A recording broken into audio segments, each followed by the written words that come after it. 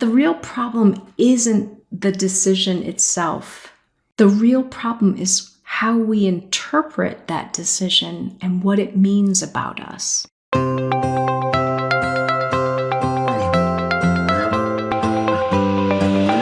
Welcome back to another episode of the Fasting Method podcast. This is Terri Lance, and I'm doing a solo episode today because I have something that I wanted to talk with you about that I think is really going to help everyone take their current, maybe stuck point or point of progress and just improve it even more. And what I want to talk about today is something that has been happening with so many clients that I work with and so many people in the TFM community that I thought listeners would benefit as well. So, in general, the topic is this: you know what to do, so why aren't you doing it? This is one of the things that I find brings so many people the most frustration. Once they learn the different protocols, once they learn about time-restricted eating and making sure they get their salt and magnesium, all of that's down, and yet they're struggling to act on what they know. They continue to eat off-plan foods. They continue to snack or graze. They continue to interrupt their fast by eating some food and then trying to get started again. The biggest drawback to this issue is that people start to blame themselves and they start to feel defeated. They start to feel like there's no hope that this fantastic skill set that they've been learning is ever going to work for them. So let's break it down a little bit and see what we can do. So last month, Jason and I in an episode talked about understanding hunger, mindfulness, and mindset. And one of the biggest questions that comes up is, if I understand all of this, why is it still so hard to actually do it? And one of the things I try to remind everyone is that doing these things that actually support us and take good care of us are not the norm in most of our social backgrounds. It's not the norm maybe within our family. It's not the norm in our work culture. And so in some ways, we feel like we're swimming upstream. We're swimming against the current. So first, I just wanted to normalize it is harder to do these fantastic things than what it sounds like on paper. So please start by giving yourself some credit. You are tackling something that's actually pretty darn challenging. Some of you have read the book. It's one of my favorites, but it's a book called Mindset by Dweck. What she started to research was, why do some people work through challenging things and why do others get kind of blocked by difficult things? She did some really interesting studies with young children in school, giving them really difficult math problems and things. And what her book really focuses on is that people tend to fall into one of two categories as far as how they think about these challenging things. One group of people have what she would call a fixed mindset. In fixed mindset, the person tends to believe that what they're able to do is kind of predetermined at birth. It is already set up for them, and they can either do it or they can't. It's not possible for them. And so they don't see much need to keep trying. They don't see much need in continued practice. They don't see it as a learning process. I either have the skill or I don't. So I'm either going to succeed or fail. The opposite of that is the other group that have a more growth mindset. And in the growth mindset, people believe that things that are challenging to me are things that I can tackle differently. I can learn strategies that help me to accomplish this challenging thing. I can build my skill. I can develop this over time with practice by exploring what's happening and then strategizing of how I might improve it. This is growth mindset. People with a growth mindset don't see things not going well as failure. They see them as yet another piece of the puzzle, another little challenge that they have to look at and work into their strategy. So they never give up by saying, nope, this is just too hard. They say, I've tried it this way and I've tried it this way, and I'm struggling with this. I wonder what would help me do that. They look for resources. They look for strategies. They don't tell themselves they have failed. So why am I bringing this up related to fasting and eating appropriately? The reality is that for so many of us, we struggle with looking at it as black and white. This is what I know I'm supposed to do. This is what I feel like doing. And every time we make a decision that is ultimately off track in helping us reach our goals, we say something to ourselves that tells us it's our fault. It tells us that that's it. We've ruined it. We can't develop this. We're too weak. We're too undisciplined. We're too lazy. We just don't have this skill. And we stop. We stay in a stuck place, believing that doing it differently is not within our ability level. We feel more and more defeated, more and more stuck, and we quickly return to all of the old habits and probably worse. But if we can develop more of a growth mindset or activate our growth mindset, we just see all of these challenges as information. We see them as reasons to keep learning, to keep strategizing, to try something new, to do some experimenting. And we access resources. We join the TFM community and see that we can listen in on different meetings about different topics to strengthen the skill set where we're struggling most. So it's not so much what happens in the moment when we make the decision. Of course, that's really important. But even more important, and the point that I really want people to understand, it's what we tell ourselves, about that decision, that will help us make meaning of it in a positive way that we can learn from and keep working to do it differently, or will lead us instead to really foreclosing on this. This doesn't work for me. I always fail at this. I'm not good at this. I can't do this. And we just stay stuck. So let's think about how you are talking to yourself when you're facing difficult decisions and after you've made the difficult decision. What is it that's really happening here? So first of all, it's important to kind of recognize, I know what happens. I get stuck in this moment where I have to make a choice. And many of you within the TFM community are very used to, at this moment, me holding up two objects. One that represents all of the health benefits, all of the weight loss benefits that I want. And then one that represents an off-track decision, a baked good, a snacking episode while I'm fasting. So we have in the one hand this thing that we value so much and want for our future self, but it requires making complex decisions right now. And then in the other hand is this thing that is just yummy or fun. It causes relief and it feels good immediately. And now we have that balancing scale that says, which will you choose? The one that doesn't feel so great right now, but serves you well, or the one that feels great right now, but interferes with everything that you're trying to do. So that's what's happening for us.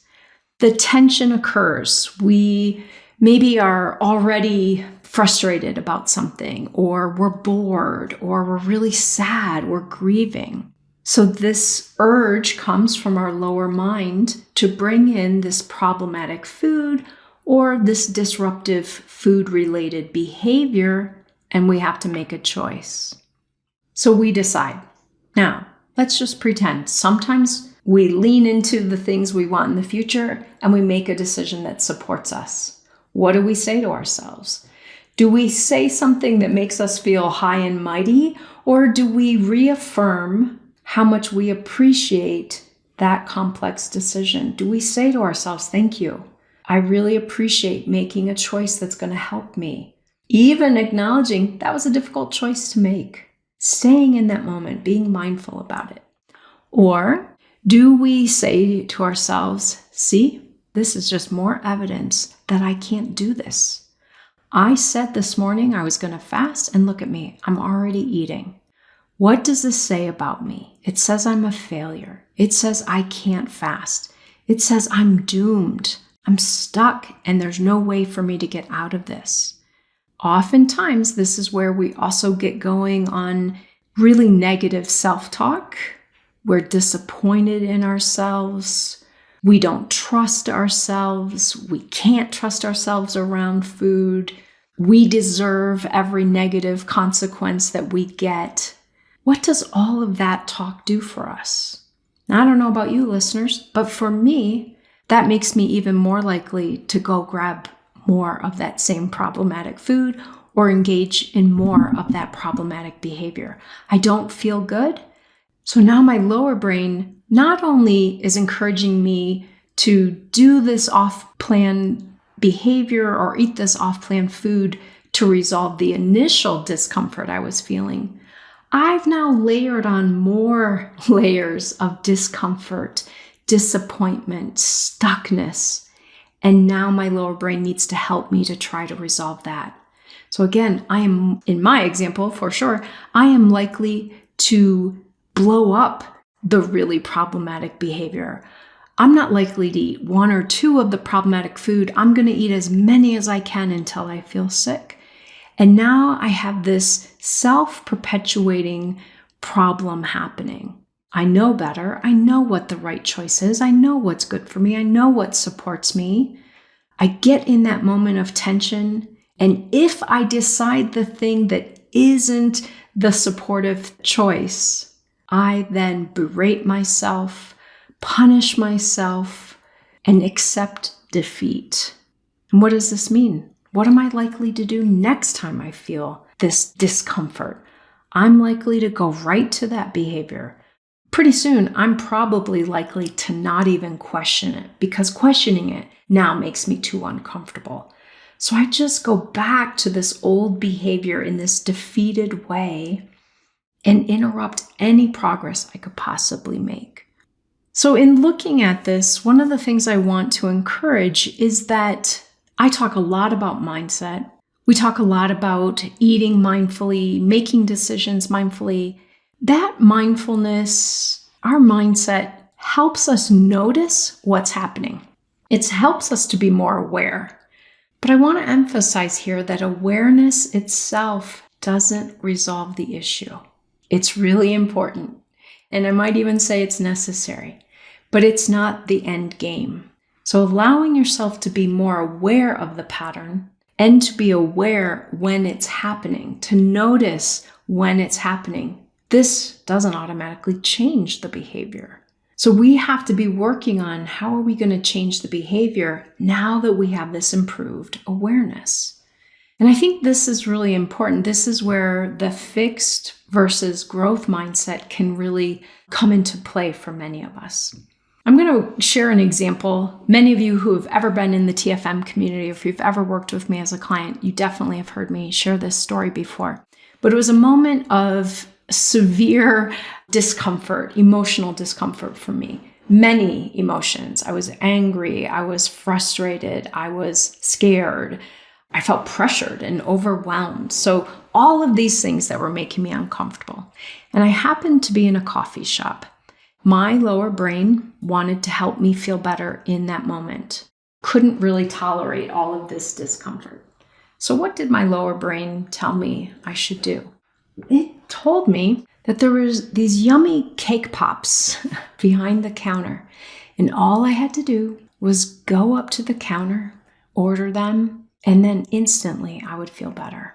So do you think at that point, because I was already a coach with TFM, do you think at this point I didn't know what to do?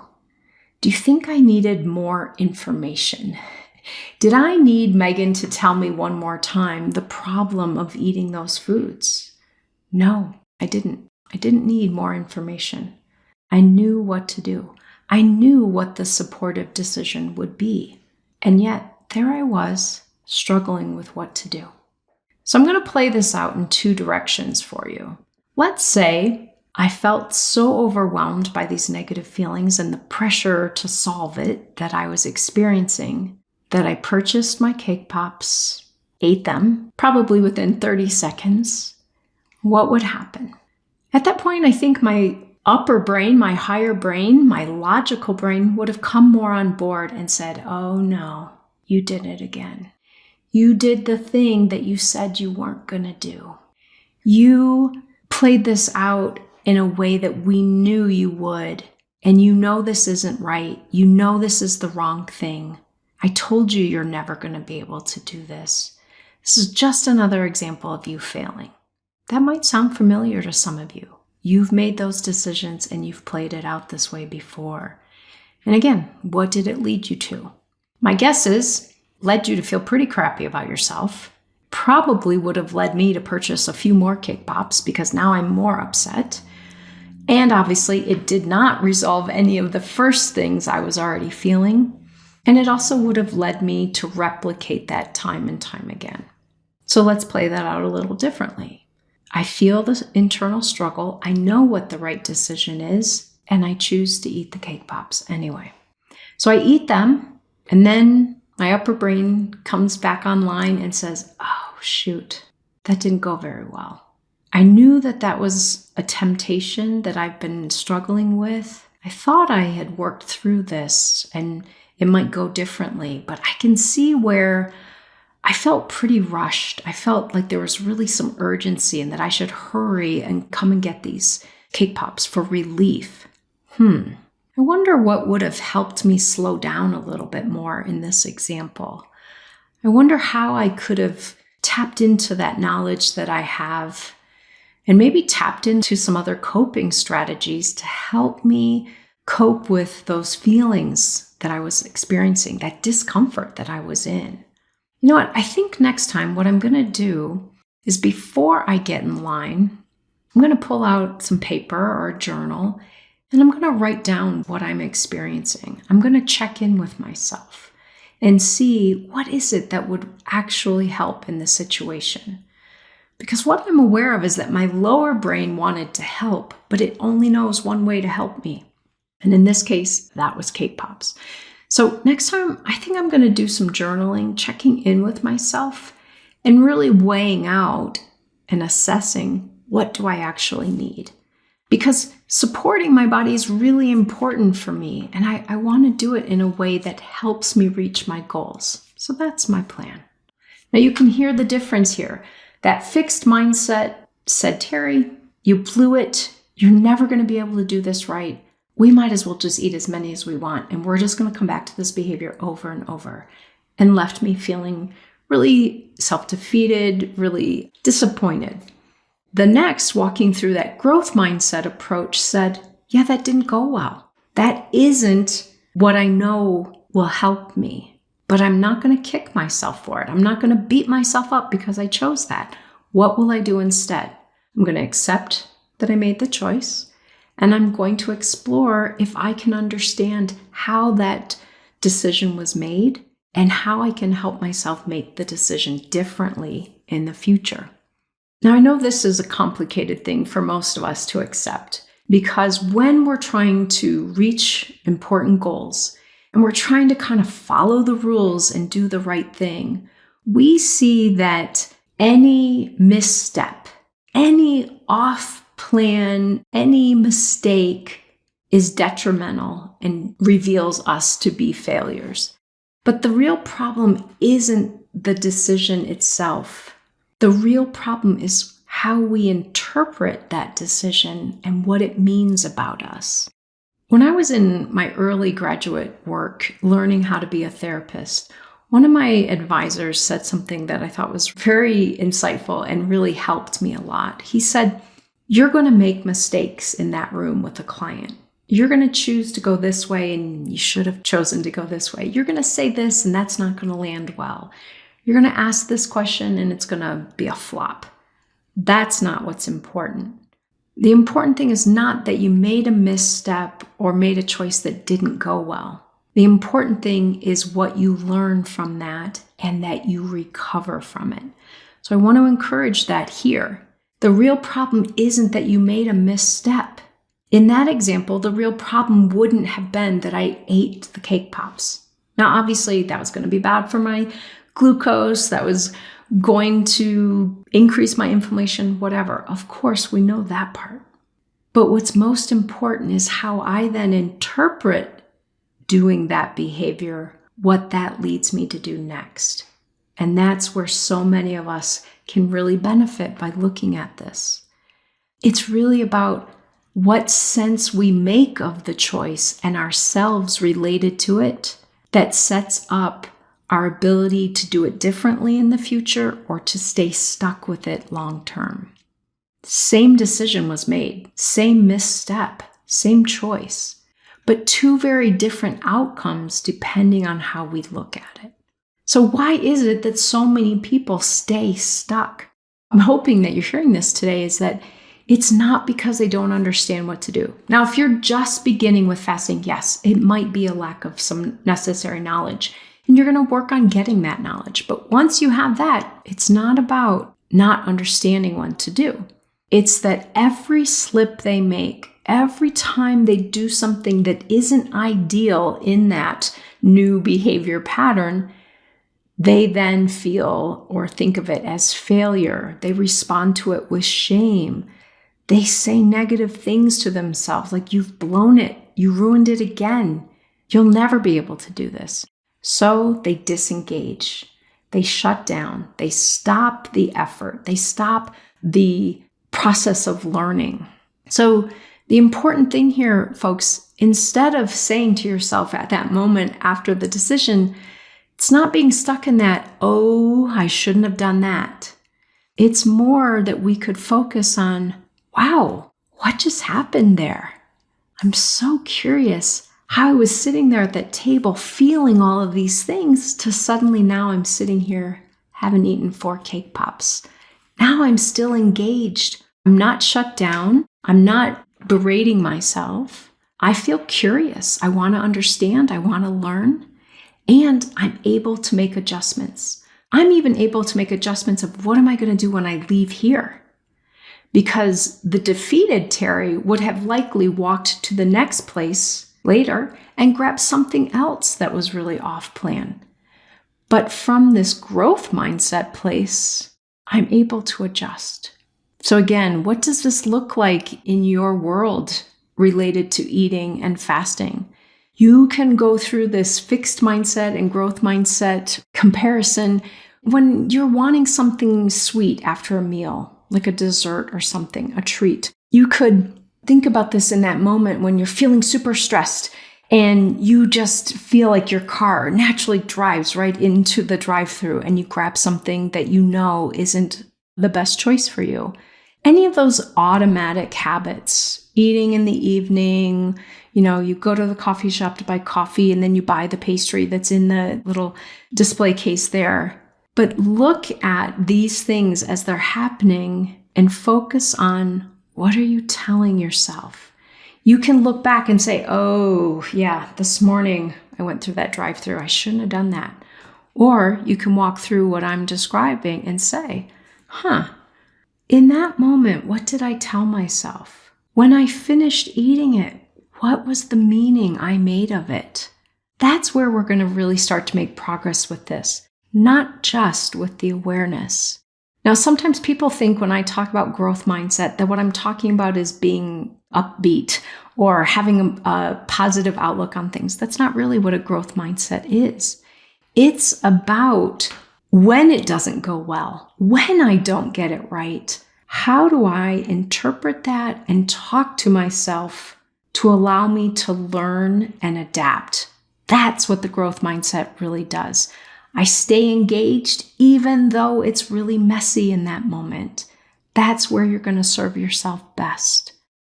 Remembering that each time I respond differently than my old pattern, I'm building that new pattern. I'm building new skills.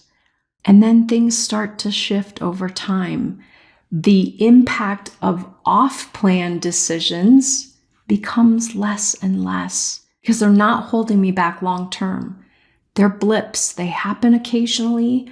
I learn from them. I make new, better meaning from them, and I keep going. So as a reminder, you don't change just by knowing more knowledge. And you also don't change just by being more aware. You change by really working on how you respond to yourself when things don't go to plan. Those of you who like to kind of keep a little quote or something from a talk like this, I want you to think about this. If every mistake feels like failure, you'll stop trying. If every mistake becomes information, you'll keep improving.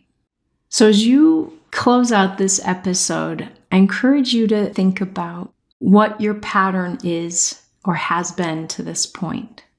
So ask yourself, when something doesn't go to plan, what's the first thing I tend to tell myself? You can send this to us here in the comments. You can write it on social media. But most importantly, I want you to hear it and then work on changing that if it's that you're telling yourself that you can't do this. If you are talking to yourself with that fixed mindset, there's a place to start practicing something new. I hope this is helpful for all of you, and I look forward to being back with another episode next week. Take good care, everyone.